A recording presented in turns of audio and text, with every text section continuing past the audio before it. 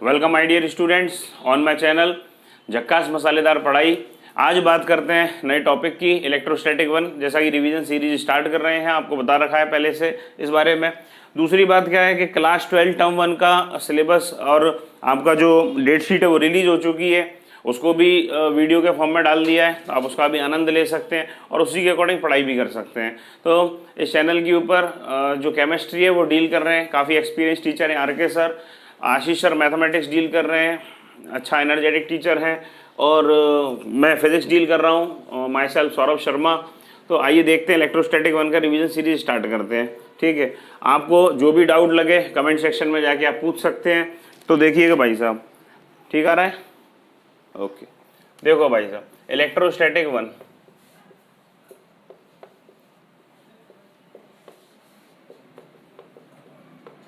Electrostatic one. मेरे प्यारे सुंदर नन्हे मुन्ने बच्चों, इलेक्ट्रोस्टैटिक बेसिकली दो पार्ट्स में डिवाइड किया गया है। एक तो इलेक्ट्रोस्टैटिक वन, एक इलेक्ट्रोस्टैटिक टू। इलेक्ट्रोस्टैटिक वन जो कि यूनिट नंबर 1 है एनसीईआरटी के हिसाब से अगर आप देखेंगे, और जो इलेक्ट्रोस्टैटिक टू है वो यूनिट नंबर 2 है एनसीईआरटी के हिसाब से आप देखेंगे। अभी इस चैप्टर में हमें क्या सीखना रहेगा, तो पहले उसका थोड़ा सा ब्रीफ ले लें। लेकिन सबसे बड़ी बात ये आती है, सबसे पहले किसी भी टॉपिक को पढ़ने से पहले हमें ये समझ में आना चाहिए, पता कर लेना चाहिए वो टॉपिक क्यों पढ़ना है, कैसे पढ़ना है, कितना पढ़ना है, और बेहद ज़रूरी बात उस टॉपिक में क्या क्या छोड़ना है। तो ये चर्चा अपन इसमें कर लें। तो टर्म 1 के अंदर जो सिलेबस आएगा इलेक्ट्रोस्टैटिक वन का, पहले उस पर डिस्कशन कर लें। लेकिन उससे भी पहले डिस्कशन इस बात पर कर लें कि साहब ये चैप्टर जो पढ़ रहे हैं, इस चैप्टर के नाम का मीनिंग क्या है और इसमें क्या पढ़ना है। तो ध्यान से देखिएगा मेरे बेटे, इलेक्ट्रोस्टैटिक जो है ये दो शब्दों से मिलकर बना हुआ है। एक इलेक्ट्रोस्टैटिक, ध्यान से समझते जाइएगा, ठीक है, समझने इसमें कोई डाउट हो तो पूछ भी लेना, ठीक है। ये टॉपिक जो है, ये जो चैप्टर है, ये दो शब्दों से मिलकर बना हुआ है मेरे बेटे। एक है इलेक्ट्रो और दूसरा है मेरे बेटे स्टैटिक। अच्छा साहब, इलेक्ट्रो का मीनिंग क्या होता है? तो भैया इलेक्ट्रो का जो मीनिंग होता है मेरे बेटे, इलेक्ट्रो का मीनिंग होता है चार्ज। इलेक्ट्रो का मीनिंग क्या होता है? चार्ज। बोलना पड़ेगा, इलेक्ट्रो का मीनिंग होता है चार्ज, ठीक है। और स्टैटिक का क्या मीनिंग होता है भाई साहब? स्टैटिक का मीनिंग होता है रेस्ट। अच्छा साहब कि भाई क्या बात करें, और ये वन का मतलब क्या है? क्या साहब चैप्टर एक ही बार पढ़ेंगे? नहीं, चैप्टर तो कई बार पढ़ेंगे, रिवीजन कई बार पढ़ेंगे, वीडियो आप कितनी बार भी देख सकते हैं। लेकिन इलेक्ट्रोस्टैटिक का पार्ट 1 है, ठीक है भाई। तो चार्ज क्या चीज होती है, क्या आइटम होता है चार्ज, और रेस्ट का मीनिंग क्या होता है? भाई रेस्ट का मीनिंग क्या होता है? जब भी कोई पार्टिकल, कोई भी ऑब्जेक्ट, कोई भी आदमी, कोई भी जमूड़ा, आप जैसे जो जमूड़े बच्चे हैं छोटे छोटे से, अगर जब ये रुके हों भाई बिस्तर में, भाई साहब पैर फैला के साला डले हों, तो रेस्ट में, रेस्ट का मतलब क्या है? मोशन नहीं कर रहा है पार्टिकल। तो भाई साहब रेस्ट का मतलब ये है, उसकी स्पीड क्या होगी मेरे पास? 0।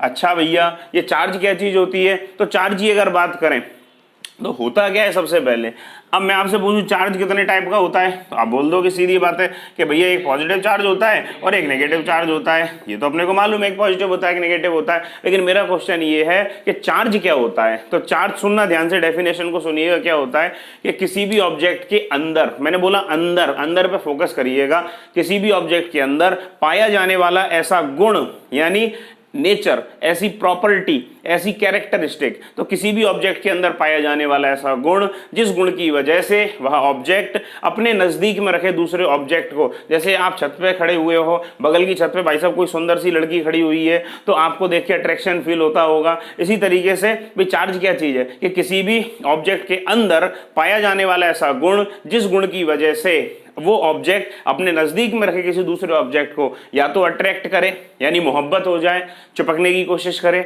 या रिपेल करे कि भाई साहब लात मार के भगा दे, रिपेल करे, विरोध करे, या अपने चारों तरफ इलेक्ट्रिक फील्ड पैदा करे। अब पैदा कैसे करेगा भाई साहब? पैदा तो हमने सुना है बच्चे होते हैं, इलेक्ट्रिक फील्ड कैसे पैदा होगी? थोड़ा सब्र करो, इस चैप्टर में आगे सीखेंगे कि इलेक्ट्रिक फील्ड पैदा करे या अपने चारों तरफ मैग्नेटिक फील्ड पैदा करे। तो ऐसे प्रॉपर्टी को चार्ज बोलते हैं। क्या सर हिंदी मीडियम की क्लास चल रही है, आप हिंदी में क्यों समझा रहे हो? इंग्लिश मीडियम में सुन ले, इंग्लिश मीडियम के बच्चे, बात तो इंग्लिश में ही चल रही है, लेकिन explanation Hindi plus English, English होता है, आपको मालूम है। इंडिया में क्या है ना, प्योर इंग्लिश बोलो तो भी साला गड़बड़ है, प्योर हिंदी बोलो साला तो भी गड़बड़ है। तो Hindi plus English, English. I am आइंग, आई एम जाइंग, आई एम करिंग, आई एम पढ़िंग, आई एम नॉट पढ़िंग। तो ये कॉन्सेप्ट ज़्यादा बेटर है, इंग्लिश सीखने का सबसे आसान तरीका ये है। तो अपन चार्ज की बात पे आते हैं। मैंने बोला कि चार्ज क्या होता है कि it is the property of matter. Matter का मतलब वो नहीं है जो तुम स्कूल में करके आते हो कि भाई साहब उस लड़के से पंगा हो गया, वो लड़की को अपन ने छेड़ दिया, उस लड़की ने अपने को छेड़ दिया, वाला मैटर नहीं है। मैटर का मीनिंग क्या है? मास। तो किसी भी ऑब्जेक्ट के अंदर पाए जाने वाला गुण यानी कैरेक्टरिस्टिक। तो चार्ज क्या चीज़ है? ध्यान से कॉन्सेंट्रेट करिएगा, सुनिएगा। It is the property of matter, matter यानी मास, by the virtue of which यानी जिसके कारण that object either attract or repel nearby object और produce electric और magnetic field around itself is called charge। अच्छा साहब, इसको चार्ज बोलते हैं। ठीक है साहब, अपने को ये बात समझ में आई। अब दूसरी बात आती है कि चार्ज कितने टाइप का हो सकता है। चार्ज कितने टाइप का होगा?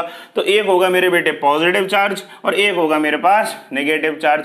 अच्छा भैया, पॉजिटिव चार्ज का मतलब क्या होता है? तो बेसिकली रिवीजन सीरीज चल रही है, बातों को थोड़ा सा मैं समझाऊंगा तो बिल्कुल जीरो लेवल से, लेकिन थोड़ा सा बातों को ना अपन ऐसे लेके चलेंगे कि भाई आपका रिवीजन कंप्लीट हो। तो ध्यान से समझना, पॉजिटिव चार्ज का मीनिंग क्या होता है? पॉजिटिव चार्ज का मतलब होता है लॉस ऑफ इलेक्ट्रॉन, कि भाई इलेक्ट्रॉन को अगर मैं लूज कर दूं, अगर कोई ऑब्जेक्ट इलेक्ट्रॉन को लॉस कर दे, इलेक्ट्रॉन की ऑब्जेक्ट के अंदर कमी आ जाए, जैसे आपके अंदर भाई साहब मान चलो पानी की कमी आ जाए तो हॉस्पिटल जाते हो, ग्लूकोज की बोतल चढ़वा के आते हो और गुब्बारे की तरह फूल जाते हो।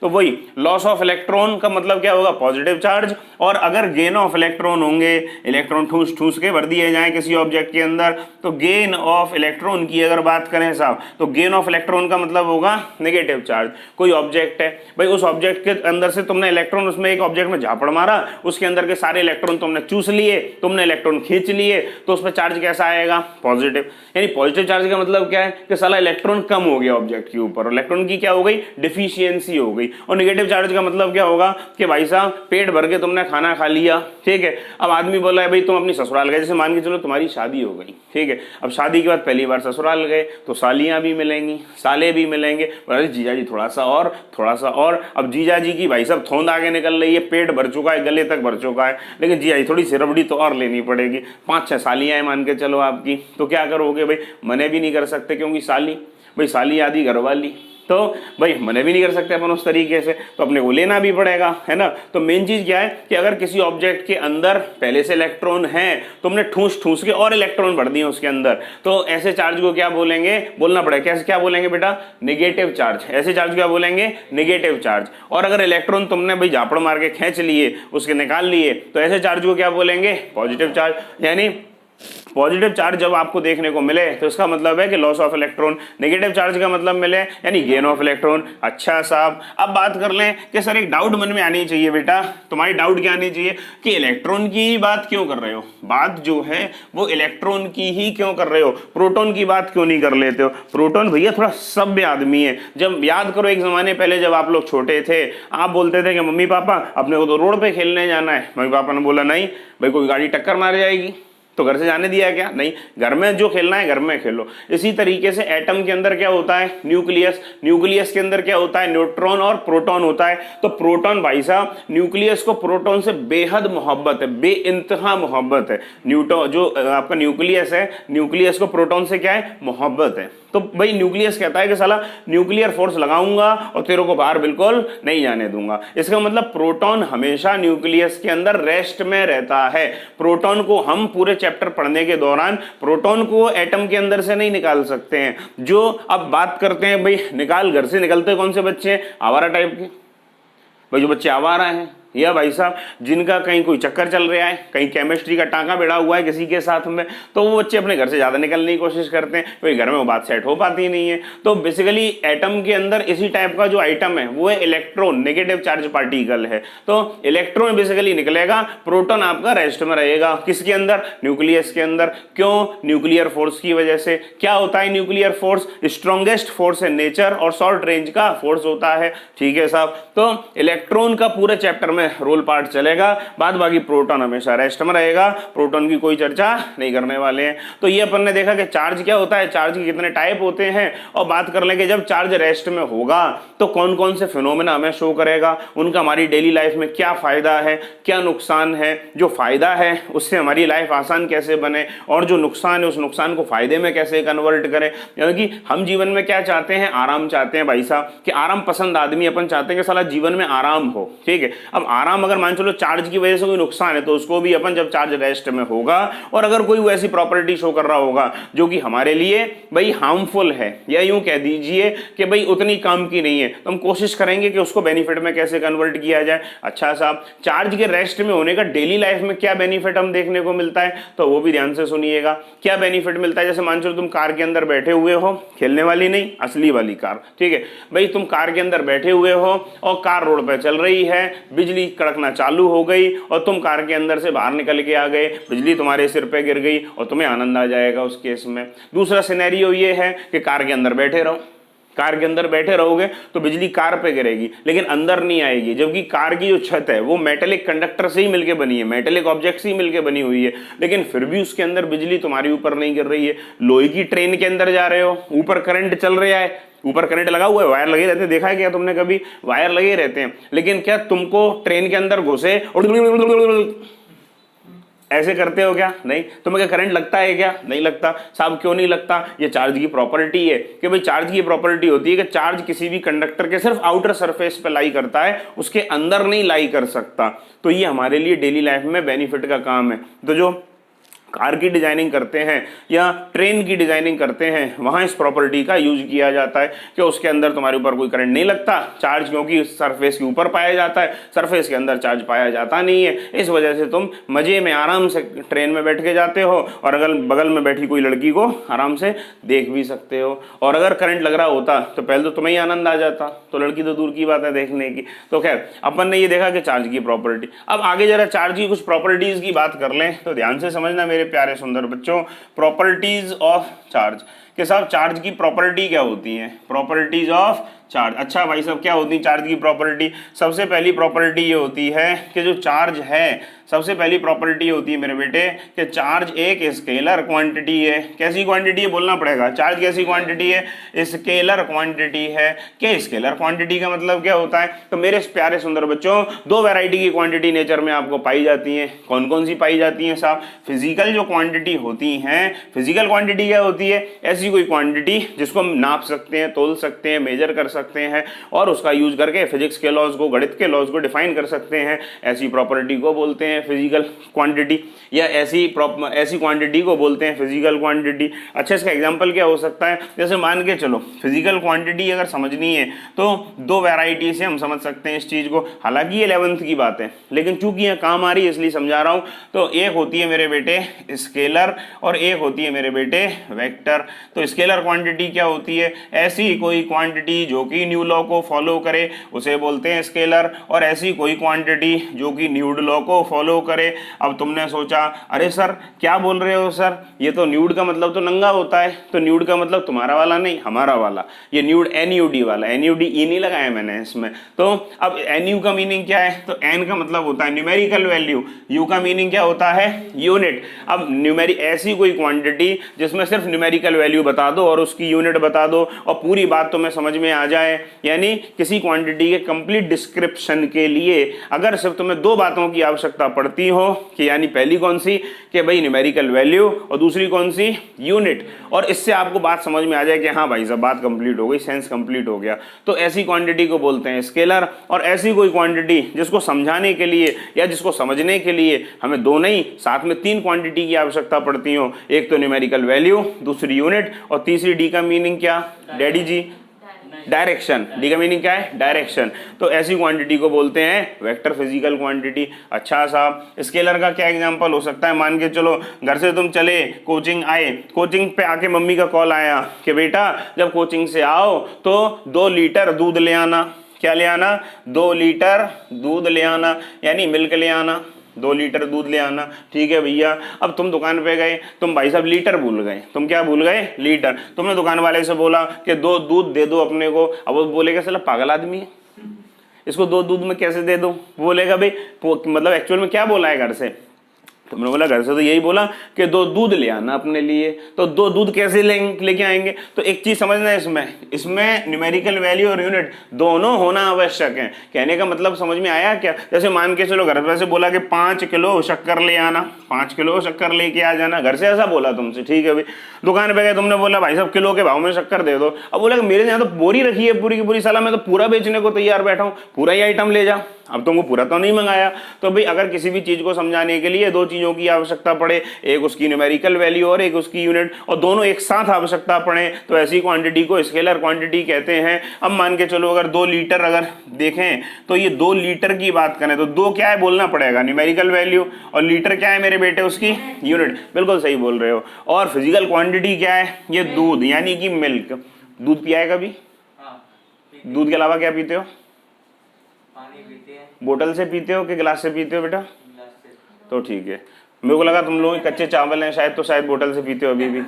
हाँ, तो 5 किलो शक्कर। अब ये 5 क्या है? न्यूमेरिकल वैल्यू, केजी क्या है उसकी यूनिट, और शक्कर क्या है मेरे बेटे? Physical quantity. तो तुमने बोला कि भाई साहब 2 लीटर दूध ले आना, अपने को बात समझ में आ गई, तुम 2 लीटर दूध घर पे लेके ले गए, बात कंप्लीट हो गई, काम कंप्लीट हो गया। अब मान के चलो दूसरी बात कर लें वेक्टर फिजिकल क्वांटिटी की। हालांकि 11th का टॉपिक है, लेकिन थोड़ी सी आवश्यकता पड़ रही थी, इसलिए आपको एक्सप्लेन करने की कोशिश कर रहा हूँ। स्केलर क्वांटिटी होती है, तो जो चार्ज है वो स्केलर क्वांटिटी होता है। अच्छा, स्केलर क्वांटिटी होता है, इसका मतलब क्या है? इसमें 2 चीजें होंगी। एक तो क्या होगा मेरे बेटे, बोलना पड़ेगा साथ में, एक तो होगा इसकी न्यूमेरिकल वैल्यू, एक होगी इसकी यूनिट। अब मान के चलो सेकंड पॉइंट में अगर देखें कि अगर ये स्केलर क्वांटिटी है तो भाई साहब न्यूमेरिकल वैल्यू तो 1 2 3 4 5 से लेके कुछ भी हो सकती है, लेकिन यूनिट क्या होगी? तो एक साइंटिस्ट पैदा हुए, तुम जैसे जमोड़े टाइप के आदमी थे, ठीक है, तो साइंटिस्ट पैदा हुए, उनका नाम था कूलाम, ठीक है। उनको भाई साहब मधुशाला का बड़ा शौक था।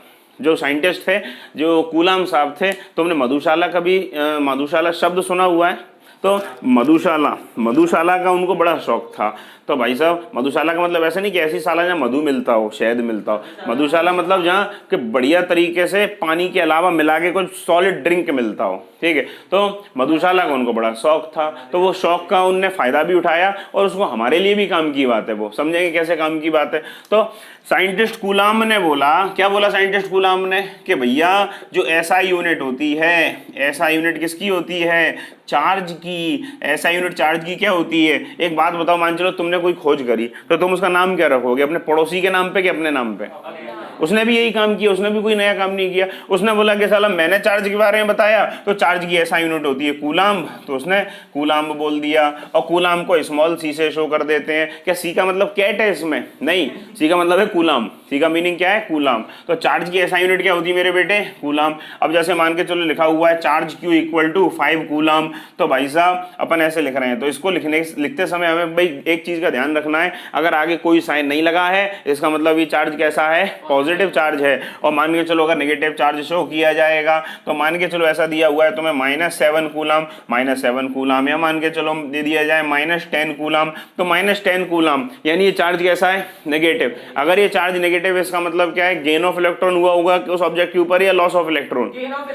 इलेक्ट्रॉन भाई साहब इसने छीन लिए होंगे, ऑब्जेक्ट ने किसी ना किसी से तो छीने ही होंगे, और इसने इतने इलेक्ट्रॉन दे दिए होंगे साहब। अच्छा साहब आगे बढ़ते हैं। तो ये ऐसा यूनिट थी जो इसकी कूलाम थी। तीसरी बात कर लें, तीसरी प्रॉपर्टी क्या है? कि जो चार्ज है वो कैसा होता है? Is invariant in nature. तो चार्ज है मेरे बेटे इनवेरिएंट इन नेचर। नेचर में कैसा पाया जाता है? इनवेरिएंट। अच्छा साहब इनवेरिएंट का मतलब क्या होता है? इनवेरिएंट का मतलब ऐसे समझते हैं, थोड़ा फील करके समझते हैं इनवेरिएंट का मतलब क्या होता है। आप चाहो तो वीडियो को पॉज करके नोट भी कर सकते हो। आगे समझिएगा कि जो चार्ज है मेरे बेटे वो इनवेरिएंट नेचर का होता है। क्या होता है साहब इनवेरिएंट नेचर? अपन ने तो कभी सुना ही नहीं है। इनवेरिएंट नेचर का मतलब क्या होता है? जैसे मान के चलो तुम लड़के हो, ठीक है, जो लड़के देख रहे हैं वो मान के चले वो लड़के हैं, जो लड़कियां देख रही हैं वो मान के चले वो लड़कियां हैं, ठीक है भैया। तुम सुबह मॉर्निंग वॉक के लिए गए, तुम कहाँ गए? सुबह मॉर्निंग वॉक करने गए। अब मैं लड़कों से बात कर लूँ, ठीक है, क्योंकि लड़कों के दिमाग में ज़्यादातर ऐसी चीज़ें चलती हैं, वो चाहते हैं कि अच्छा साला ऐसा कुछ फील भी आया अपने को। तो भाई एक्चुअल में क्या है कि तुम मॉर्निंग वॉक करने गए, सुबह लड़के थे, और जब मॉर्निंग वॉक करके आए, दौड़ के आए, तो लड़की बन गए। भाई गए थे तो लड़के थे, लेकिन लौट के आए तो भाई साहब लड़की बन गए। क्या ऐसा होता है तुम्हारे साथ में? अगर ऐसा होता तो भाई साहब क्या कभी गर्लफ्रेंड बनाते तुम? नहीं, क्योंकि दौड़ के आओ लड़कियों वाला टेस्ट आ गया, दौड़ने गए तो लड़के वाला टेस्ट आ गया, फिर लड़के बनना है फिर दौड़े आओ भाई साहब, यानी एक राउंड मारो लड़की से लड़का हो, लड़के से लड़की बनना चालू हो जाए। तो ऐसा नहीं होता, आदमी को बीबी की आवश्यकता नहीं पड़ती, तो लेकिन पड़ती है, इसका मतलब ऐसी प्रॉपर्टी नहीं होती है। यानी तुम जब दौड़ने जाते हो सुबह मॉर्निंग वॉक के लिए और लौट के आते हो तो लड़के क्या लड़की बन जाते हैं क्या? नहीं बनते। लड़कियां क्या लड़का बन जाती हैं क्या? नहीं बनती। इसका मतलब क्या है कि लड़का लड़का ही रहता है और लड़की लड़की ही रहती है, चाहे पागलों की तरह कितनी भी स्पीड में दौड़ जाओ, लेकिन लड़का लड़का ही रहेगा और लड़की लड़की ही रहेगी। इसी प्रॉपर्टी का मतलब है चार्ज इनवेरिएंट नेचर। क्या मैंने क्या बोला बेटा? जो चार्ज है वो कैसा है? Charge is invariant in nature. Invariant in nature, invariant in nature का मतलब क्या हुआ साहब? इनवेरिएंट का मतलब होता है, इनवेरिएंट का मतलब क्या होता है कि भैया अगर 5 कूलम्ब का चार्ज था, इसको तुमने दौड़ा दिया, इसकी स्पीड 10 मीटर पर सेकंड से इसको दौड़ा दिया, अगर दौड़ा दोगे तो मान के चलो तुमने बोला साला 1 घंटे के बाद बताओ ये चार्ज का नेचर कैसा होगा। अरे 1 घंटा बोले, 5 घंटा बोले, 20 घंटा बोले, तुम 20 घंटा दौड़ लो लड़का तो भी लड़का रहेगा। तो पॉजिटिव चार्ज भाई साहब पॉजिटिव चार्ज ही रहेगा, +5 कूलम रहेगा। कोई बोले कि नहीं साहब अपन तो -11 कूलम चार्ज को दौड़ाएंगे, दौड़ा दो भाई साहब, इसको दौड़ा दो, इसकी स्पीड कर दो मान के चलो 20 मीटर पर सेकंड से दौड़ा दिया। तुमने बोला साला पागलों की तरह 4 दिन दौड़ा, 4 दिन दौड़ने के बाद पूछा अब बताओ इसका नेचर कैसा है? तो भैया कुत्ते की पूंछ टेढ़ी तो टेढ़ी ही रहेगी, तो चार्ज का नेचर जैसा है वैसे ही रहेगा, लड़का लड़का ही रहेगा, लड़की लड़की ही रहेगी। तो 4 दिन हो चाहे 5 दिनों के बाद नेचर जो रहेगा वो नेगेटिव रहेगा, वैल्यू जो रहेगी वो इतनी रहेगी। इसको बोलते हैं चार्जेस इनवेरिएंट इन नेचर। ये बात समझ में आ भी रही है कि नहीं आ रही है? इसमें कोई डाउट है क्या? आगे बढ़े, चाहो तो वीडियो पॉज करके नोट भी कर सकते हो। आगे बढ़ते हैं साहब। अगली प्रॉपर्टी चार्ज की क्या होती है? अगली जो प्रॉपर्टी चार्ज की होती है वो ध्यान से समझिएगा, थोड़ा फील करने की कोशिश करिएगा। मान के चलो एक +Q चार्ज है, दूसरा -Q चार्ज है। 2 चार्ज हैं, दोनों अपोजिट नेचर के हैं, एक पॉजिटिव है एक नेगेटिव है। तो थोड़ा फील करने सीन तो मैं फील कराने की कोशिश करता हूँ। समझना, गर्मी का मौसम है, छोटी सी बेंच है, क्लासरूम में एक लड़का बैठा हुआ है, बगल में लड़की बैठी हुई है, ठीक है। तो अब लड़के के मन में विचार चला, क्यों दूर बैठी हो, थोड़ा बगल में आओ ना, मुझे समझ में थोड़ा सा कम आ रहा है, तो भाई क्यों दूर बैठी हो, मेरे को थोड़ा बगल में आओ, थोड़ा फील आना स्टार्ट हो जाएगा। एक तो जो मास्टर पता नहीं क्या पढ़ा रहे हैं और तुम दूर भी बैठी हो, तो मेरे मन में ना कुछ सुंदर सुंदर से विचार आ रहे हैं, तो भाई क्यों दूर बैठी, थोड़ा थोड़ा टच करोगे तो मुझे कुछ सेंसेशन होगा, मुझे अच्छा लगेगा, थोड़ा पास में आओ ना, ठीक है। और लड़की बोलती साला पागल आदमी है। जब तक ये विचार तुम्हारे मन में रहे तब तक तो ठीक है, लेकिन यही विचार प्रकट कर दिए तुमने उसके सामने, तो जितने नंबर की वो सैंडल या जूती है जो भी पहने होगी वो तुम्हारे कनपटी पे छप जाएगी। तो ऐसी चीज़ों से थोड़ा बच के रहना चाहिए। लेकिन भगवान ने तो यही बनाया कि एक पॉजिटिव और नेगेटिव में क्या होना चाहिए, अट्रैक्शन, यानी मोहब्बत हो जाएगी। तो ध्यान से समझना, अगर एक पॉजिटिव चार्ज रखा हुआ है एक नेगेटिव चार्ज रखा हुआ है तो ये दोनों क्या करने की कोशिश करेंगे, बोलना पड़ेगा अट्रैक्शन, इनके बीच में क्या होगा, अट्रैक्शन होगा, यानी मोहब्बत हो जाएगी भाई साहब इनको, ठीक है।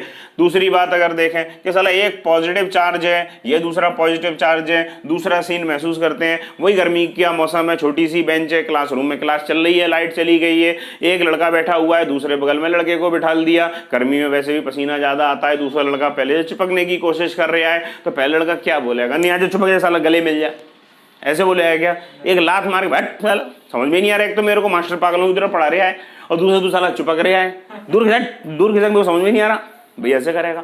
क्योंकि जो माल वो है वही माल वो है। अब जब लड़की बैठी होती तो एक आइटम दूसरा था, एक आइटम दूसरी थी, तो उस केस में अट्रैक्शन की बात थी। और जब दोनों ही लड़के बैठे हो तो होगा तो इसमें भी कुछ, लेकिन उसको क्या बोलेंगे, रिपल्शन। तो अगली प्रॉपर्टी जो होती है चार्ज की वो यही होती है कि सेम नेचर का चार्ज हो। अच्छा, नेचर का मतलब क्या होता है, सेम नेचर का मतलब क्या होता है, अगर ये पॉजिटिव है तो ये भी पॉजिटिव, और अपोजिट नेचर का मतलब एक पॉजिटिव है दूसरा नेगेटिव है। तो अगर अपोजिट नेचर का चार्ज होगा तो उनमें मोहब्बत हो जाएगी, इश्क हो जाएगा, चिपकने की कोशिश करेंगे। और अगर साला सेम नेचर का चार्ज होगा तो एक दूसरे से दूर भगने की कोशिश करेंगे, दूर भगाएंगे एक दूसरे को, भाई सब नहीं रिपल्शन करेंगे। अच्छा भाई, किसी के मन में डाउट आई कि मान के चलो एक लड़की बिठाल दो, दूसरी भी लड़की बिठाल दो, अब ये दोनों चिपकने की कोशिश करें तो भाई लड़की है ये भी लड़की है, दोनों सेम नेचर के हैं, तो इसमें भी क्या होगा, रिपल्शन होगा। तो अपोजिट नेचर के चार्ज क्या कर लेते हैं, बोलना पड़ेगा, बोलो भाई साहब, अपोजिट नेचर के चार्ज क्या करते हैं, अट्रैक्शन, और सेम नेचर के चार्ज क्या करते हैं, रिपल्शन। रिपल्शन का मतलब दूर भगाएंगे, अट्रैक्शन का मतलब चिपक जाएंगे। खैर ठीक है, बातें तो कई सारी चिपकने से भी बनती हैं, है ना। तुम 12वीं क्लास के बच्चे हो, तुमको कुछ कुछ समझ में तो आता है यार, पूरा आता है, सब आता है। बायो वाले बच्चों को ज्यादा आता है। अच्छा, बायो ज्यादा आती है, प्रैक्टिकल बायो ज्यादा आती है, हाँ समझते हैं। तो खैर ये चार्ज की प्रॉपर्टी थी। चार्ज की अगली प्रॉपर्टी देखें तो अगली प्रॉपर्टी जो चार्ज की है ना, वो है नेचुरल प्रॉपर्टी ऑफ चार्ज। अगली जो प्रॉपर्टी है मेरे बच्चों चार्ज की, नेचुरल प्रॉपर्टी ऑफ चार्ज। अच्छा साहब, ये नेचुरल प्रॉपर्टी ऑफ चार्ज का मतलब क्या होता है, ऐसी प्रॉपर्टी जिसमें किसी साइंटिस्ट का कोई योगदान नहीं है, कोई रोल नहीं है, जो माल है वो चार्ज ने अपने आप किया है, नेचर में भगवान ने पहले से प्रदान कर रखा है, इसमें किसी साइंटिस्ट ने कुछ नहीं बनाया। साइंटिस्ट ने बस ये बोला कि हाँ साहब ऐसा होता है, ऐसा होता है, ठीक है। तो देखो नेचुरल प्रॉपर्टी क्या कहती है, मान के चलो कि ये कोई चार्ज है और मान के चलो ये चार्ज रेस्ट में रखा हुआ है। क्या रखा हुआ, कैसे रखा हुआ है, रेस्ट में रखा हुआ है। अच्छा साहब, रेस्ट में रखा हुआ है यानी इसकी स्पीड कैसी है, 0 है। दूसरा केस लेके चलेंगे कि मान के चलो चार्ज जो है उसको हमने मोशन प्रोवाइड कर दिया। क्या प्रोवाइड कर दिया, मोशन। और मोशन कैसा है, क्या लूज मोशन है ये, तुमको लूज मोशन हुए हैं क्या, कभी होते हैं क्या। वो लूज मोशन जो होते हैं वो वाला मोशन नहीं है, दौड़ाने वाला मोशन है। तो लूज मोशन में दौड़ते तो तुम भी हो खैर, लेकिन कमरे से टॉयलेट, टॉयलेट से कमरा। तो खैर मान के चलो इसको मोशन प्रोवाइड कर दिया। मोशन कैसा प्रोवाइड कर दी, जिसकी स्पीड कैसी हो, कांस्टेंट, कांस्टेंट स्पीड का मोशन प्रोवाइड कर दिया साहब। अच्छा भैया, तीसरा केस मान के चलो कि चार्ज जो है हमने इसको मोशन तो दिया लेकिन अब स्पीड कांस्टेंट नहीं है। जब स्पीड कांस्टेंट नहीं है तो इस केस को जनरली बोलते हैं कि चार्ज पागल हो जाए। हाँ, बराती वाला डांस करेगा, चार्ज पागल हो जाए।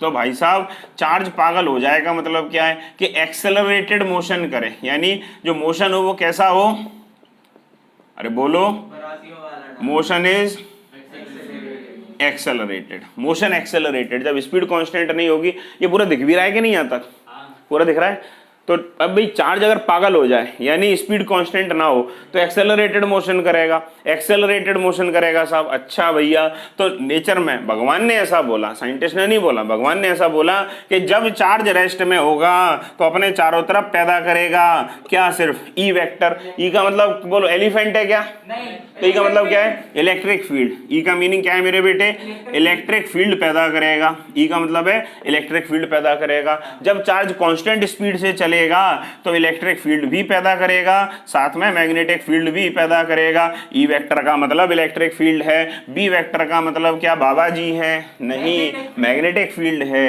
बी वेक्टर का मतलब है मैग्नेटिक फील्ड, तो मैग्नेटिक फील्ड भी पैदा करेगा। और साला जब चार्ज पागल हो जाए तो क्या करेगा, बारातियों वाला डांस करेगा, बारातियों वाला डांस करेगा। साहब क्या होता है बारातियों वाला डांस, बारात में कभी डांस देखा है, हाँ कई लोग बोले नागिन डांस, बारातियों वाला डांस करेगा। तो बारात में डांस कैसे करते हैं, साला आता किसी को नहीं लेकिन करते हैं सब हैं। तो ध्यान से समझना बारातियों वाला डांस कैसे होता है। पहले ये देखा, ये वाली प्रॉपर्टी, जब चार्ज रेस्ट में होगा तो क्या करेगा, इलेक्ट्रिक फील्ड पैदा करेगा।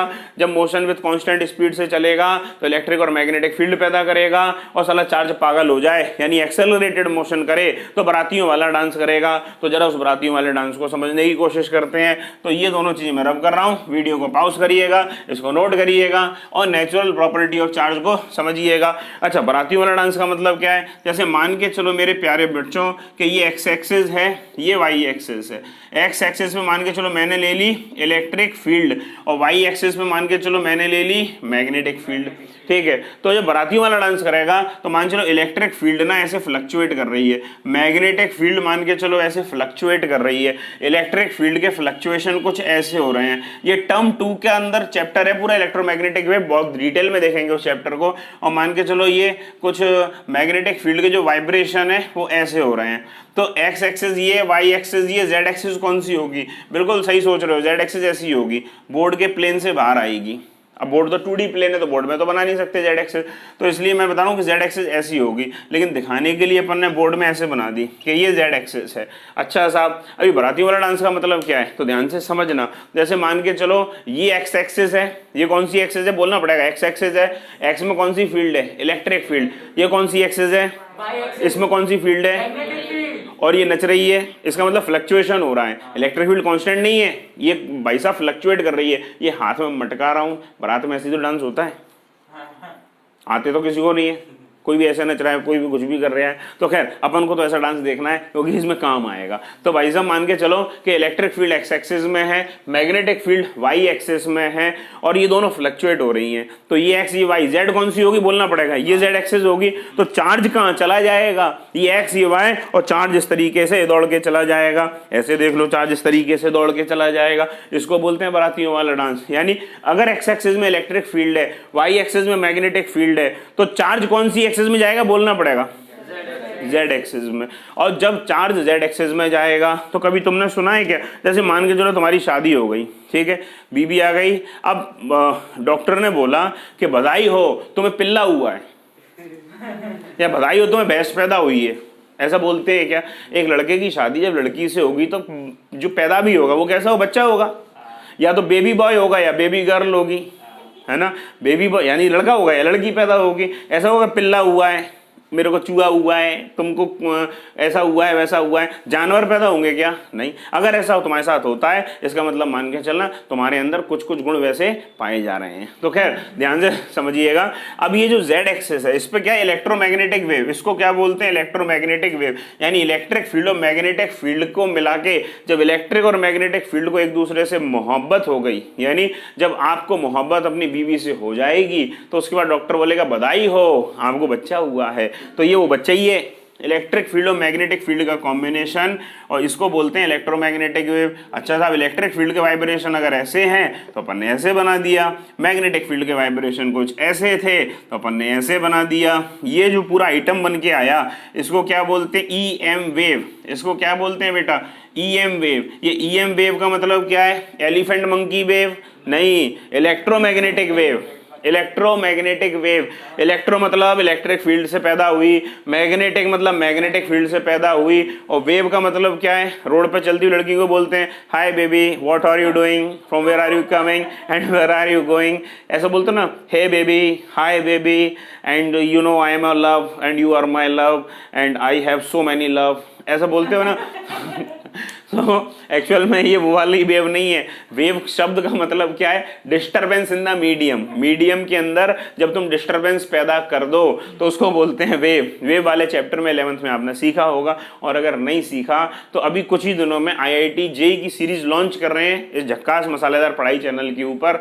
तो उस सीरीज को ध्यान से देखिएगा, उसमें वेव वगैरह SHM वगैरह सब कुछ डिटेल में कराया जाएगा। तो खैर इसको बोलते हैं इलेक्ट्रोमैग्नेटिक वेव। ये है अगली प्रॉपर्टी ऑफ चार्ज कि चार्ज, अब बोलो साथ में कि चार्ज अब रेस्ट में हो तो क्या पैदा करेगा, सिर्फ स्पीड में चार्ज क्या पैदा करेगा, इलेक्ट्रिक फील्ड। और चार्ज जब मोशन करे कांस्टेंट स्पीड के साथ तो क्या पैदा करेगा, मैग्नेटिक फील्ड और इलेक्ट्रिक फील्ड। और साला चार्ज पागल हो जाए तो क्या पैदा करेगा, electromagnetic wave. Electromagnetic wave, electromagnetic wave क्या है, बच्चा है कौन का, इलेक्ट्रिक और मैग्नेटिक फील्ड का बच्चा है कि नहीं। तो इलेक्ट्रिक फील्ड इलेक्ट्रोमैग्नेटिक जो वेव है वो इलेक्ट्रिक फील्ड और मैग्नेटिक फील्ड का बच्चा है, इसलिए उसे बोलते हैं इलेक्ट्रोमैग्नेटिक वेव। आगे बढ़े क्या, ये चार्ज की कुछ कुछ प्रॉपर्टी समझ में आई कि नहीं, इसमें कोई डाउट है क्या। अभी तक जो चार्ज क्या होता है, चार्ज की प्रॉपर्टी क्या होती है वो समझाया, इसमें कोई डाउट है क्या। अब आगे समझते हैं कि भाई चार्ज जो है हम डिस्ट्रीब्यूट कितने तरीके से कर सकते हैं। ध्यान से समझना कि चार्ज का डिस्ट्रीब्यूशन कितने तरीके से किया जा सकता है। कि कोई चार्ज को अगर मेरे को बांटना है, तो कभी तुमने भंडारे में खाना बंटते देखा है क्या। भंडारे में खाना दो तरीके से बढ़ता है कि टेबलों पे बैठ जाओ, आराम से पत्तल लगेगी, उसमें बैठे खा लो। और दूसरा ये होता है भाई साहब कि कई जगह जमूड़े आदमी है तो वो प्लेट पे रख के नहीं, भाई कई लोग तो क्या करते हैं ना, भंडारे में थैली साथ में लेके जाते हैं कि खाएंगे और उसमें भी भर लेंगे, बचा हुआ घर पे खाएंगे। तो दूसरा सिनेरियो क्या करते हैं, भंडारा ऐसे भी तो होता है ना कि रोड पे वो लोग वो लगा लेते हैं स्टॉल। जैसे अभी नवदुर्गे निकली है तो उसमें तुमने देखा होगा रोड पे स्टॉल लगे, पूड़ी रखी है, सब्जी रखी है, और अपने एक हाथ में तुम्हें कटोरी पकड़ा दी तो उसमें थोड़ी सब्जी रख दी, एक हाथ में 4 पूड़ी पकड़ा दी, और आराम से बैठ जाओ वहीं रोड पे किनारे और आराम से खा लो। तो एक भंडारा ये भी होता है। तो इसी तरीके से कि चार्ज को जब हम डिस्ट्रीब्यूट करते हैं तो कितनी वैरायटी ऑफ का डिस्ट्रीब्यूशन हो सकता है। तो 2 वैरायटी से हम चार्ज को डिस्ट्रीब्यूट कर सकते हैं साहब। कौन कौन सी वैरायटी होती है, एक को बोलते हैं कंटिन्यूअस डिस्ट्रीब्यूशन, एक को बोलते हैं कंटिन्यूअस डिस्ट्रीब्यूशन, कि हम चार्ज को डिस्ट्रीब्यूशन कैसे करें, कंटिन्यूअस तरीके से। कंटिन्यूअस मतलब कि लगातार देते रहे। देखते हैं क्या होता है। एक होता है डिस्क्रीट डिस्ट्रीब्यूशन। डिस्क्रीट डिस्ट्रीब्यूशन का मतलब क्या होता है, इसको हम नॉन कंटिन्यूअस भी बोल सकते हैं, नॉन कंटिन्यूअस डिस्ट्रीब्यूशन भी बोल सकते हैं। अच्छा साहब, कंटिन्यूअस डिस्ट्रीब्यूशन क्या होता है यार, पहले नॉन कंटिन्यूअस डिस्ट्रीब्यूशन देखते हैं जरा। तो जैसे मान के चलो तुम सुबह सुबह अपनी छत पे गए, तुम्हारी छत पे चिड़ियाँ आती हैं, चिड़ियों को दाना डालते हो। चिड़ियों को दाना कैसे डालते हो, मुट्ठी में भरा और ऐसे बिखेर दिया। तो जो दाना जब चिड़ियों को डालते हो तो मुट्ठी में बिखेर के डाल देते हो चिड़ियों को दाना, तो एक्चुअल में जो दाना बिखेरते हो तो ऐसी चार्ज मुट्ठी में भरा और भाई साहब छोड़ दिया। कोई भी चार्ज कहीं भी जाके गिरे, अपने को कोई लेना देना नहीं है उससे। इस टाइप के डिस्ट्रीब्यूशन को बोलते हैं डिस्क्रीट डिस्ट्रीब्यूशन। अच्छा साहब, कैसे बनेगा, मान के चलो Q1 चार्ज यहाँ छोड़ दिया, Q2 चार्ज यहाँ छोड़ दिया, Q3 चार्ज यहाँ छोड़ दिया, Q4 यहाँ छोड़ दिया, Q5 यहाँ छोड़ दिया, Q6 यहाँ छोड़ दिया, Q7 यहाँ छोड़ दिया। इस तरीके से हम कितने भी चार्जों को लें और भाई साहब कहीं भी छोड़ दें, कोई भी चार्ज कहीं भी जाके गिरे, अपने को उससे कोई लेना देना नहीं है। इस वैरायटी के डिस्ट्रीब्यूशन को डिस्क्रीट डिस्ट्रीब्यूशन कहते हैं। कंटिन्यूअस डिस्ट्रीब्यूशन क्या चीज होती है, तो कंटिन्यूअस डिस्ट्रीब्यूशन कैसे बताएंगे, तो कंटिन्यूअस डिस्ट्रीब्यूशन बड़ी आसान बात है, यानी ये 3 वैरायटी का डिस्ट्रीब्यूशन होगा।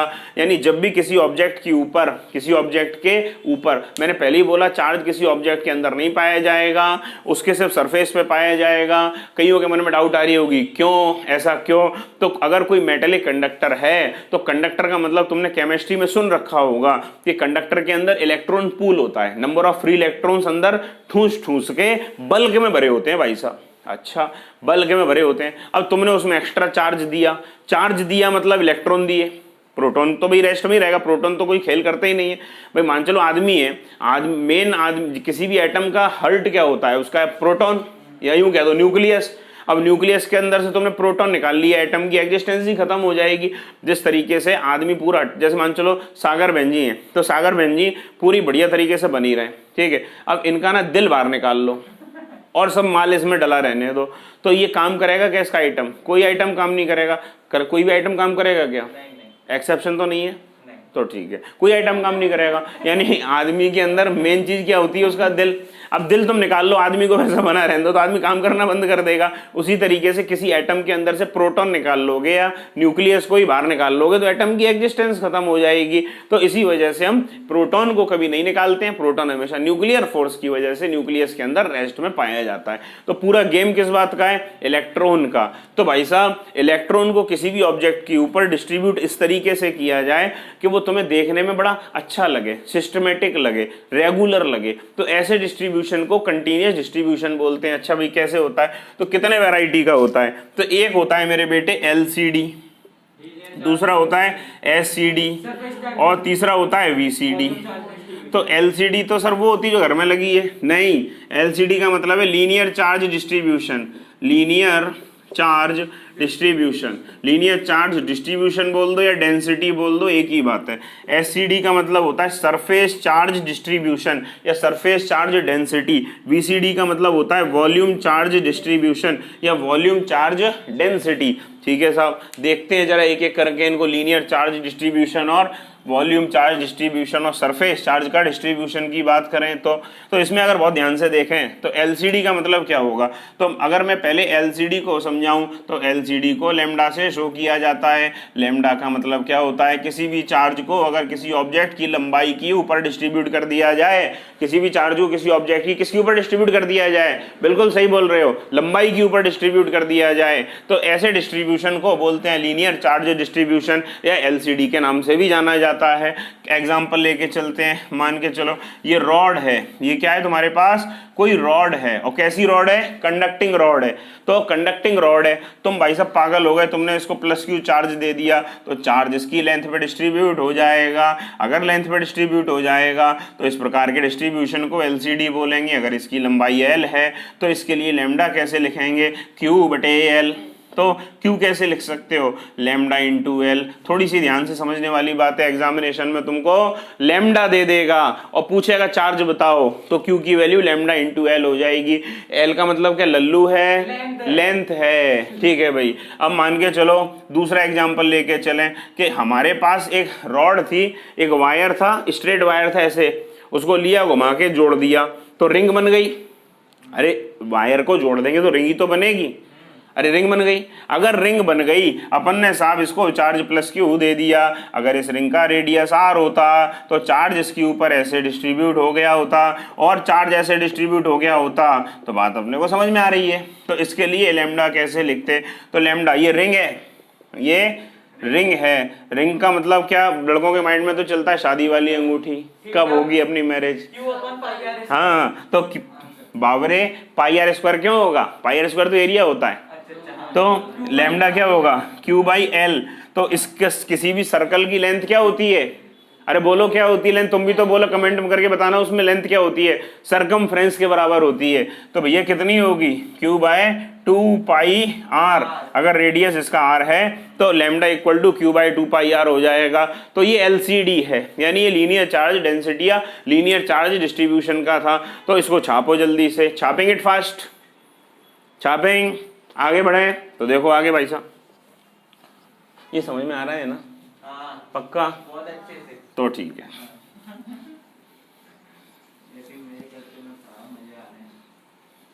मजे आ रहे हैं, तो डांस करके देखा, अभी नहीं, जब सिलेक्शन हो जाएगा तब करेंगे। सिलेक्शन के बाद करेगा। दूसरा देखते हैं एससीडी साहब। एससीडी होता है, एससीडी को शो करते हैं सिग्मा से, एससीडी को सिग्मा से शो करते हैं। क्या होता है, जब किसी चार्ज को एरिया के ऊपर डिस्ट्रीब्यूट कर दिया जाए तो उसको बोलते हैं एससीडी। अच्छा भैया, एरिया के ऊपर कैसे डिस्ट्रीब्यूट करेंगे, मान के चलो तुमने ले लिया एक स्फेयर, क्या ले लिया, स्फेयर ले लिया। स्फेयर का मतलब अगर नहीं सोच पा रहे तो ऐसे मैंने फुटबॉल ले ली, फुटबॉल, लोहे की फुटबॉल ले ली, ठीक है, स्फेयर। और स्फेयर भी कैसा लिया, कंडक्टिंग।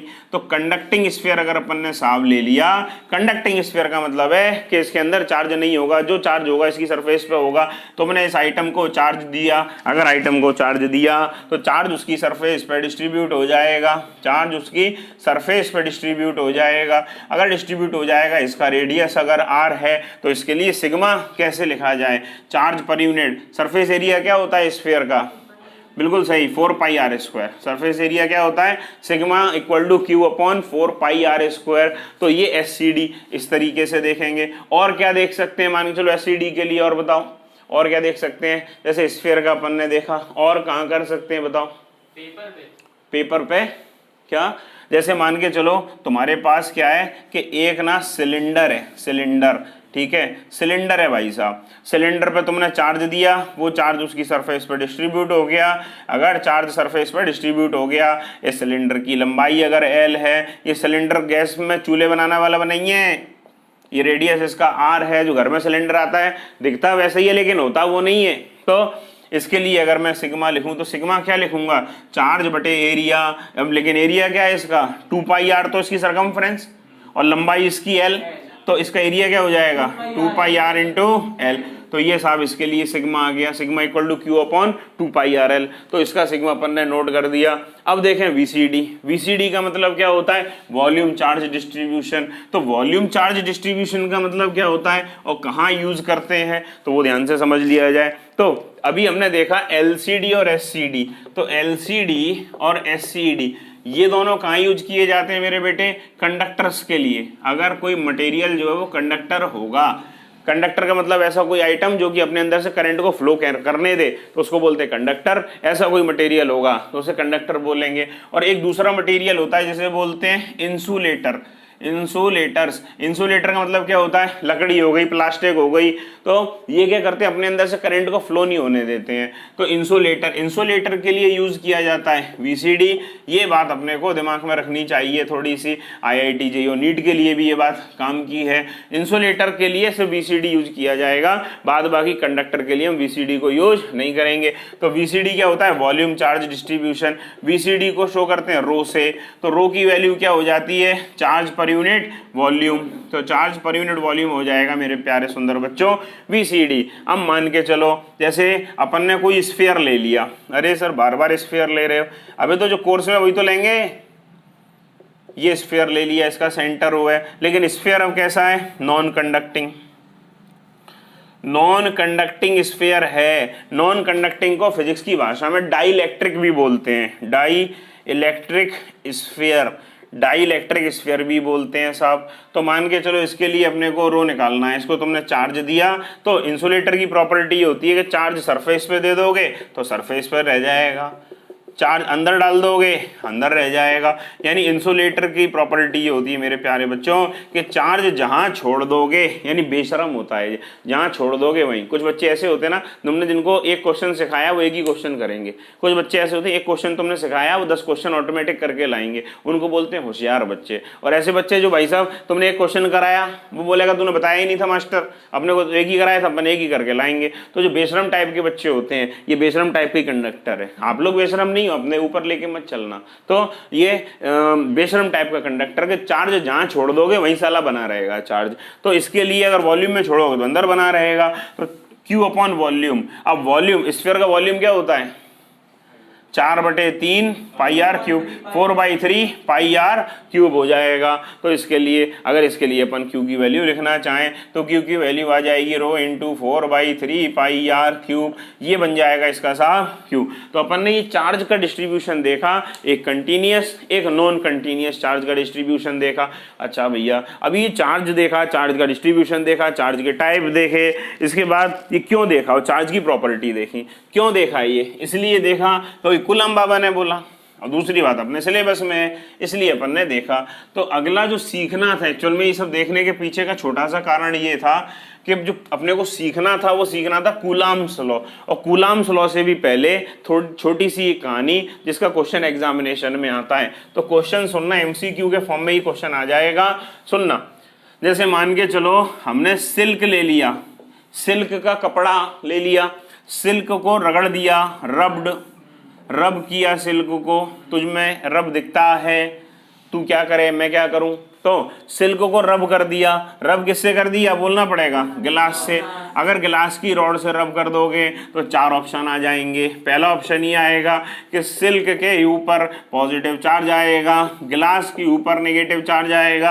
दूसरा ऑप्शन आ जाएगा गिलास के ऊपर पॉजिटिव आएगा, सिल्क के ऊपर नेगेटिव चार्ज आएगा। सी ऑप्शन आएगा कि गिलास के ऊपर नेगेटिव आएगा, सिल्क के ऊपर नेगेटिव आएगा। डी ऑप्शन आ जाएगा गिलास के ऊपर पॉजिटिव आ जाएगा, सिल्क के ऊपर पॉजिटिव आ जाएगा। तो कैसे सॉल्व नहीं आया, तुमने उसको तंग किया। मान के जो लड़के सुन रहे हैं तो वो सुने, तुम्हारे घर में किराएदार रहने सुंदर सी एक लड़की आई, तुमने उसको काफी तंग किया, उसने अपने हाथ की नस काट ली। तो पहले एक बात बताओ, किराएदार को इंग्लिश में क्या बोलते हैं, पेइंग गेस्ट, पीजी।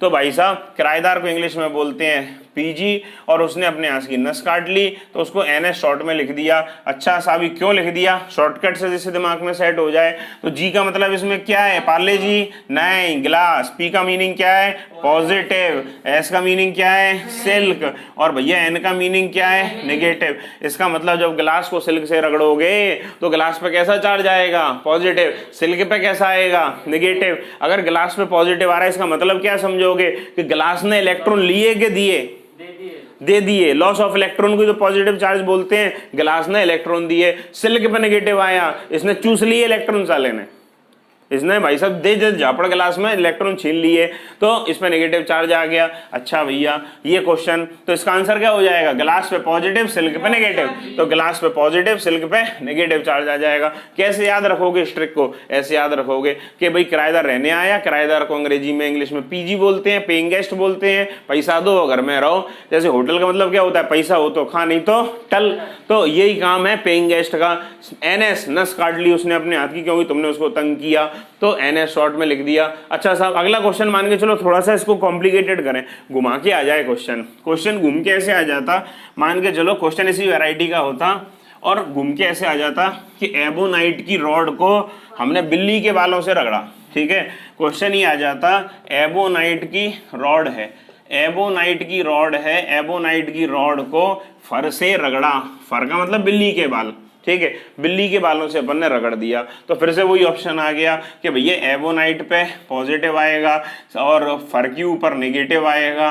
फिर बी ऑप्शन आ जाएगा, एबोनाइट पे नेगेटिव आएगा और फर के ऊपर मान के चलो पॉजिटिव आएगा। ये दो ही ऑप्शन से अपन सॉल्व करने की कोशिश करते हैं। तो साहब इसमें ट्रिक याद रखना, एबोनाइट में एन आता है, एन का मतलब नेगेटिव होता है। क्वेश्चन अगर पूछेगा तो एबोनाइट तो देगा ही देगा। अगर एबोनाइट दे देगा इसका मतलब क्या है, एबोनाइट में एन, एन का मतलब क्या होता है, नेगेटिव। यानी एबोनाइट को तुम किसी से भी रगड़ो हमेशा इस पे कैसा चार्ज आएगा, नेगेटिव। तो एबोनाइट पे नेगेटिव, तो दूसरे पे क्या आएगा, पॉजिटिव। ऑब्वियस सी बात है, एक इलेक्ट्रॉन लेगा तो एक इलेक्ट्रॉन देगा।